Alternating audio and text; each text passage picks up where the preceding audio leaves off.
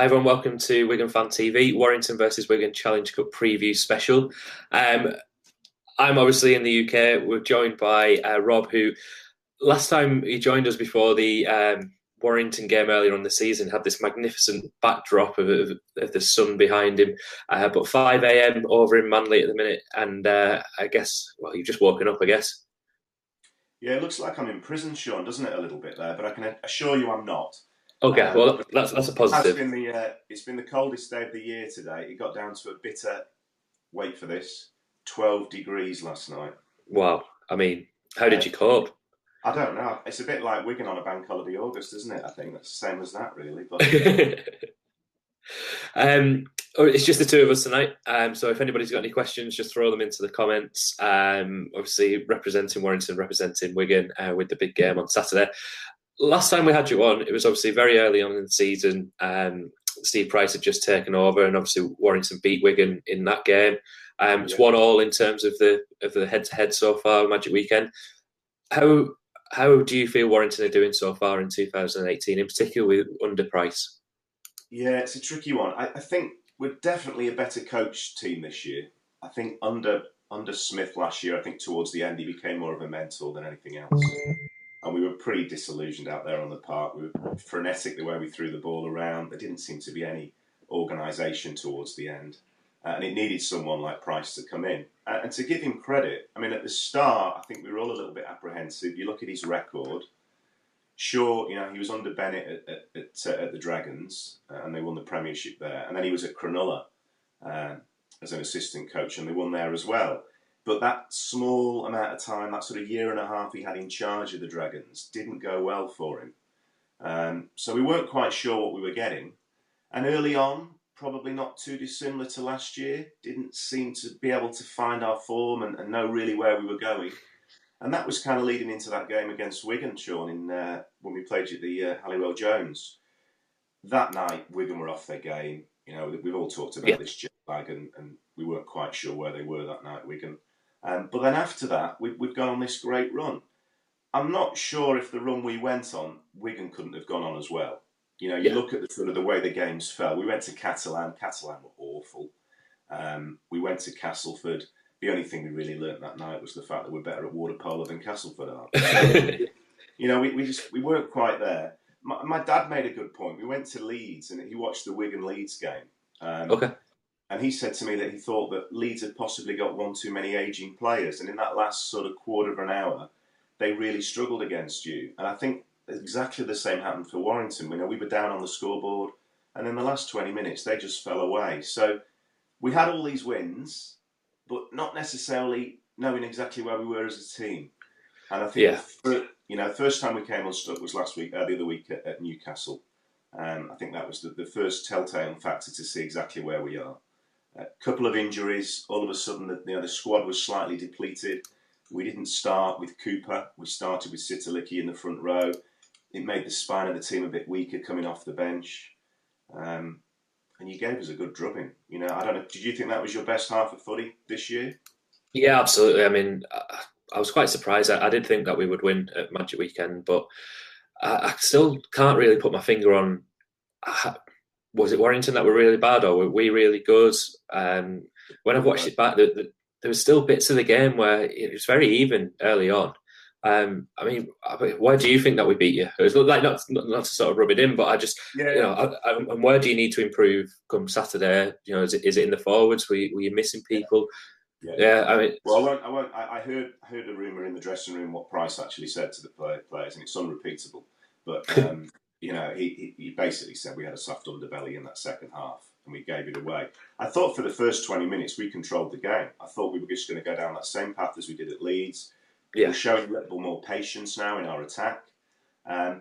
Possibly just before half time, there's a decision that didn't go away. I'm not saying it's a wrong decision. But we had the try, the Wigan try. The referee sends it upstairs as a try. There's not yeah, conclusive. yeah. There's not conclusive proof to turn it over. If he sends that try upstairs as a no try, there wasn't conclusive proof to turn it the other way. So it's a bit of a grey area, that one. Yeah, I Um, mean, I think it's one of the most debated rules in rugby league, Yeah. well, certainly in Super League at the moment. And obviously, last weekend in the Summer Bash, they actually abolished that to trial it, which looks like that'll be happening next year to get rid of that, because it obviously influences the decision. And a lot of the times it's just a guess, isn't it? I don't mind it. I think the big difference I find between the NRL and the Super League is that, look, they might be a bit more full-time over here, but they make the decision very quickly. It's a group of young guys in the control room. It goes up. They look at it once, possibly twice, and it's done. And I think everyone gets infuriated in the British game is that, it goes upstairs. The bloke looks at it 30 times. He still can't make a decision. It's an embarrassment for the sport, really. It needs to just be said, okay, you look at it once. If you can't find conclusive proof on the first showing, why are you looking again? Conclusive proof surely means you only need one look. Yeah. No, I completely agree. It's the grey area. So that went against us. So second half, I thought we'd come out, we'd go okay, but no, we fell away. I think Clark has been very prominent in the Warrington team this year. I'm told he's got a bit of a hamstring injury. Excellent. He didn't show anywhere near the same form against you guys at Newcastle. I think possibly he's running around on one leg a bit at the moment. Okay. We do try to find a replacement in Patton. Patton looks a different shape. I don't know if this is proof, but he certainly looks a different shape on the field. I think he's lost a bit of weight. Okay. And he's playing his best form at the moment. I mean, one player that we spoke about last time, and again, it was unknown at that time, is Tyrone Roberts. Now, for me, I haven't seen Tyrone Roberts enough, I don't think, to sort of say he's a good player or a bad player. To me, it almost seems like the game at times is just passing him by. I mean, what's your take on him so far this year? Yeah, I've mentioned this to a mate on several occasions. We both say, he doesn't do anything wrong. Yeah. He gets off the field every week, and you don't look him back and go, oh, Roberts, he dropped this ball, he kicked that ball into touch. He's just steady around the park. I think the biggest question is he worth marquee money? And then you have to look at the British game, and you think, well, if Warrington didn't have Roberts, who would they have? Who would you pick in this British Super League ahead of Roberts? Well, you've got, if you're looking at 6 and 7s, you've got Williams at Wigan, and we can't get hold of Williams. He's just signed a new contract with you. Yeah. You've got the young lad running around at 7 at St Helens, who they're not going to let go of. You've got Luke Gale, who's broken his kneecap, and you've probably got Kelly at Hull, who's had a few misdemeanours off the park. And just signed a new deal as well. Okay, so really, where do you go? You have to go to the NRL. Kyle Eastman? He's not an organiser. I think you're getting a slightly upbeat version of Richie Myler in Eastman. Eastman, when he was at St Helens, if you look at his show reel, it's all show and go. He steps off his foot and he goes. He's not an organiser. He's not going to draw a man like an Andy Gregory did, and put someone through a gap. Towards the end of his stay at St Helens, he was actually dropped to reserve grade. Lomax had come in and taken his spot. So he's not this. I think he's, obviously his value's gone up because he's gone to Union and he's had all this press, etc. Yeah. I just wonder where you're playing.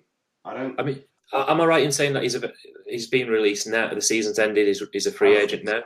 Yeah, but from what I've heard coming out of the club, it is all rumours. There is nothing coming from anyone to support this. I think possibly last night Price was asked again, and he said there's money available to him.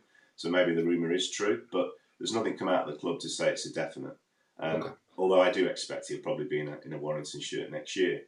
Whether that means we let Roberts go, again, rumour is Roberts is homesick.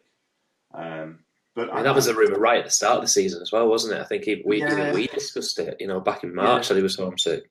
Yeah, he doesn't look like he wants to take on the line. He quite happily runs across the line. But compared to the organisation we had last year, we are structured. We've got him going one way down that sort of right edge. We've got Brown going down the left edge. It is working for us. I think the trouble with the league this year is there's not that many good teams. I think the standard has dropped. I think that's the case across the board, isn't it? It's like I think Ben Barber is perhaps showing how average the teams are. I mean, Ben Barber's an exceptional talent, but St Helens have got that world-class player, and he's making. You wouldn't have got that maybe 10 years ago, 15 years ago from Ben Barber being in the side. Be intriguing to see when he comes back to the NRL show just how well he goes. I think he's obviously in the form of his life. He's a fabulous player. He's got such a low centre of gravity. He's not only an athlete. He's a footy player. He's a superb asset to them. Yeah. I think, at this moment in time, I think there's only probably 5 matches between now and the end of the season that are going to matter to Wigan and Warrington. I think that the top 3 are nailed on. I think it's Saints, Wigan and Warrington. We still don't know who's going to finish in that 4th spot. Leeds' form is sketchy at best. Castleford just can't seem to quite find what they found last year.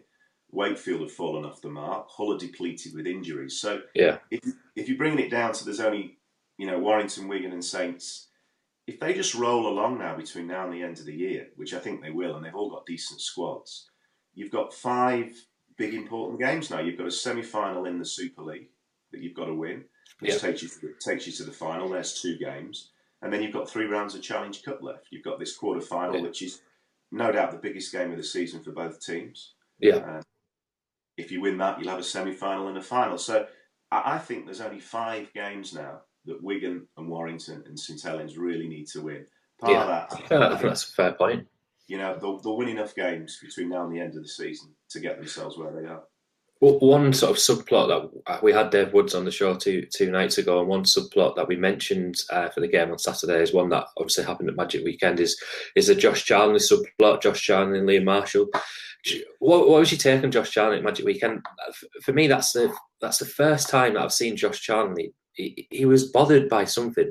I know he did this interview during the week about how the Wigan players perhaps were disrespectful to him and they were trying to twist his bad ankle and all of this. And Josh Charnley's the kind of player that he can have an absolute worldie on Saturday and score a hat trick and get you into the semi-final. But he seemed to play the emotion of the game for me again at Magic. It seemed to get to him. And Liam Marshall looked like the cool character. And Liam Marshall made a mistake earlier on in the game, but he seemed to play that emotion a little bit better. How did you think about Josh Charnley and Liam Marshall? I couldn't put my finger on it. Liam Marshall got the better of him, didn't he? I mean, he was sort of going forward. I think there was a bit read into it. I think his comments were taken out of context a little bit. I think David Woods sort of said that as well. He scored all these tries for us, and you look at why is he scoring these tries? Most of them have just been run-ins, which makes me think. That's his first season at Wigan. That's all they were. He was playing off a very good centre in Darryl Goulding at Wigan, and Darryl Goulding could just create a gap for him and put the ball down. But he did score some exceptional long-range tries. He has scored some great tries at Warrington already, and you can see he's ready to go when he needs to. But I do question, why was Matty Russell not scoring those tries? They're just walking. They're walking tries. So does it come down to the fact that Josh Charnley's in the dressing room asking for the ball? Is he saying to Toby King and Ryan Atkins, "Give me the ball, mate. I want the ball." Yeah. Is that all it is, or is it a case he just gets himself in the right place? I thought he did your winger for pace. I thought when he got through and he went and he sort of decided he'd feint and then he went again and he sort of caught Charnley on the hop and Charnley came back at him and caught him, which I was surprised with. I didn't realise how fast Charnley is, but he's quick. I think both Charnley and Marshall have the limitations defensively. And I think I was quite surprised that Roberts and Brown didn't target Liam Marshall as much as he did in the first game at Halliwell Jones. I think Marshall was probably made an error, maybe 2 errors that led to tries at the Halliwell Jones Stadium earlier on in the season. But I don't know whether he didn't have the ball or what it might have been, but I think that's got to be a ploy on Saturday for Warrington to target Marshall defensively, particularly in the air. Yeah, we just were off our game. But I think you got on top. I think you bullied us. Yeah. I just don't think we had the power off the bench, and it just all started to just fall away. There was another try towards the end that was disallowed, and this sort of obstruction rule. I don't know where we go with that. It's is it a try? Is it not a try? No one seems to know. No one knows what the ruling is anymore. It's just all a bit bizarre. And players are definitely coming out the line now, and seeing who they can knock into to sort of get that decision, which is good fun. If you can do it, if you're skilled enough to do that, then that's great. But it's the game was long gone by then, but it will be closer at the HJ. There's no doubt about that. So, in terms of your thoughts on the game, where do Warrington improve on, and where do Warrington, as far as you're concerned, where do Warrington win this game on Saturday? Well, I think your Achilles heel's at hooker. I look at your stats each week and I see how many metres have been made from hooker. and that's a huge burden on your pack. You're making 25, 30 metres from hooker each week. You're the only team, in the NRL or in Super League that makes such a low yardage from your acting halfback. But you've got some terrific forwards that go forward. I think at Newcastle, Clark was running around on one leg. He'd been making 125 metres a game. He hardly made any metres at Newcastle. If he's strapped up and ready to go, I think we've probably got 100 metres advantage on you in the middle of the park. Now, I don't think that's just a case of advantage from the acting halfback. It also then gives you a little bit of momentum for your forwards to come onto the ball. So yeah, I reckon we're probably 150 metres to the good on you from acting halfback. Each 25 metres, possibly every 250, every 25 metres, possibly made a point. So we start maybe 8 points upon you there. That's the way I'm looking at it. But I've never thought about it that way, to be honest with you. I've never looked at the stats from Wigan for making those runs from hooker. I just would say it's possibly not it's not being part of Wigan's game. Maybe the one I would perhaps say that the way that Wigan play alternatively is our wingers make a lot of yards. Tom Davis probably makes similar yardage to Clark every week. It's possibly a different style, but I think that's an interesting point. I've never thought, Luluai doesn't run from dummy half. I think it's fine at the moment. We're on a dry track. We're coming into the warmer months. I mean, at some point in Warrington, it's going to go up to about 16 degrees over the summer.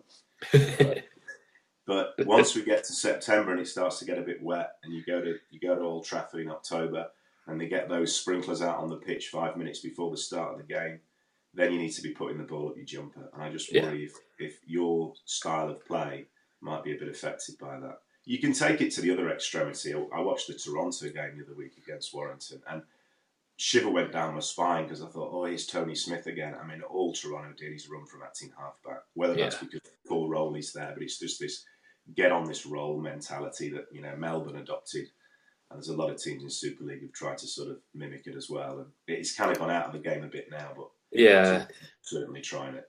I mean, Toronto certainly didn't make any friends, I don't think, in the last round of the Challenge Cup at your place either, which was a bit of a shame. That was their showcase opportunity on BBC, and this went down the wrong path, I think, in terms of the aggression that they showed. Obviously, you think Warrington are going to win. What score do you think it's going to be on Saturday, and who's going to be the key man for you for Warrington? Well, if Clark's on form, I don't think there's anything in it. I think it's going to be very close. I almost think it could come down to goal kicks. We haven't got the best goal kicker. Godwin's back in the squad, isn't he? Goodwin kicked at 70% in the NRL. 70% is unacceptable. NRL players, you normally need to be kicking at about 73%. They're all in that 73, 74, 75 category. You look at Gidley. Gidley kicked at 74. Sandow kicked at 73. You just take that little edge off it, and you're not there. And I'm surprised they've even given the kicking boot to Goodwin, because he's not kicked well. Ratchford was closing his eyes and just hitting it, and a lot of them were going over early on. Yeah. He came out in an interview to say he doesn't even practice, and you think, my God, modern day professional footy player not practicing his goal kicks. Something's not right. The best goal kicker in the team is Harvey Levett. Harvey Levett kicks at about 74%. They don't seem to be giving him the ball to kick at the moment. I think maybe Price is thinking it's just too much responsibility. He's settling into the team. But surely, if you're a good kicker, it's better. I mean, what you're saying there is exactly the same position that Wigan were in this time last year. We didn't have a goal kicker. I think I remember pretty much the same interview that you're just referring to with George Williams last year, saying, I don't really practice them. Wigan obviously addressed that over the winter, brought Charlie Hodgson in, and Sam Tompkins is now probably got one of the highest kick percentages. And I know I looked at some stats earlier in the week, and we're only about 30 goals behind the whole of last year for us as a club. Yeah. The goal kicking, we weren't good enough to win the Challenge Cup final last year, but if we would have kicked all of our goals, it would have been a level score. It was 3 tries apiece. Sneed kicked everything for Hull, and we missed everything. So, goal kicking is a big issue in the modern game, and I have seen Levett being a kicker and sort of referred to. I just can't understand why you wouldn't just give him that opportunity from a young age. It seems daft to. If you look at it from the point of what's the worst that could happen, we're going to miss. It doesn't seem to be a kid that really bothers about pressure. No, No. I think he possibly will kick. I mean, I think he will kick after about 20 minutes on Saturday because Goodwin will go off with a head injury. I mean, it's every second week Goodwin goes off with a head injury. He runs these straight, determined lines. And he's just the wrong side of 30, and I just wonder how many more concussion that lad can take. He's between him and Kevin Brown. 1 week or the next, it's one of the two. So. Yeah, wait and see there. Wait and see. I mean, Tyrone Roberts kicks a higher percentage than Goodwin in the NRL. Yeah. I think they were just worried when Goodwin arrived. He had a bit of when Roberts arrived, he had a bit of a dicky knee. Okay. He was out of the team for a little bit at the start of the season as well, wasn't he? With that, I think. Yeah. And I still wonder. I mean, the way he's playing, is he still running around with an injury? Is that he's the only break he's made all year was against you guys. He showed him going out on the right edge, and he went away, and then he kind of messed up the play in the end. He kicked it, and it all went to ground. But bar that, he's shown no interest in taking on the line and going through. I mean, I think. Obviously, I think we're going to win naturally. I think one of the interesting battles, and I thought it was a tactical decision at Magic Weekend, but it looks like Dan Tarjan actually does have an injury and he's not even in the squad this week. It was the fact that we went with Bateman at centre against you. I thought that was a tactical choice, but I still think it was a tactical choice, but apparently he has an injury. So I think we'll go with Bateman again at centre because Sargison's out of the squad. And whether it's almost we go to nullify you in the first half, like we pretty much tried to do at Magic, restrict you to a score. I think the one thing with Warrington are always going to score. You're always going to score 2 or 3 tries. And I think Wigan almost have got to accept that. And I think they do accept that. It's just about how many we can score. And I think Wigan have just got to back themselves. Particularly, I think the biggest difference between Warrington and Wigan, where I see Wigan's strength, is the interchange. I think when the interchange comes into play, I think we have a stronger pack, a stronger bench. If we can nullify Murdoch-Masila if he does come off the bench, I think that he is obviously your impact player if you do use him off the bench, and I think that's your impact. If that's nullified, then I think Wigan's impact from the bench is spread a little bit better, particularly with Escaré coming on, Tautai. I mean, sometimes we leave Tautai off until 60 minutes. I think we even did that at Magic Weekend, and then you've got a really fresh prop running at a tired team in that last 20 minutes that hasn't played. But I completely agree with you. I think it's going to be very close, and I just wonder whether I think Sam Tompkins is a player that will be the difference between the two sides, possibly one way or another, depending on what type of game he has. But do you think the Sean Wayne factor is going to come into play? I know you were on a bus for 4 hours last week going to Hull KR, but what went wrong there? I've put that on the screen just now. Actually, Sean Wayne, the impact on the game. It's something that I was talking about earlier. Is I think that adds more pressure to Wigan coming into this game than it does to Warrington. I think there's pressure on Warrington because it's a quarter final, but I think Wigan have probably almost shot themselves in the foot a little bit with the announcements. There's 2 months between the quarter final and the semi final. If Wigan got through, that's the time to bury bad news. I think in the summer months when not a lot happens. I look at it this way: we lost to Hull KR last week. If we lose to Warrington this week and we're out of the cup, all of a sudden the season's not looking too bright, is it? And everything's looking a bit negative from what has been so far. Quite a positive season. However, win on Saturday, get through to the semi-finals in 2 months' time, and everything looks rosy again. It's amazing how fickle a season can be, or how fickle fans can be. Really, we can be. Stuart says here, Escaré will do his French magic again like he did at Magic Weekend. I was really impressed with Escaré off the bench, actually, against Warrington. I think that's certainly one of his better games that he's had this season.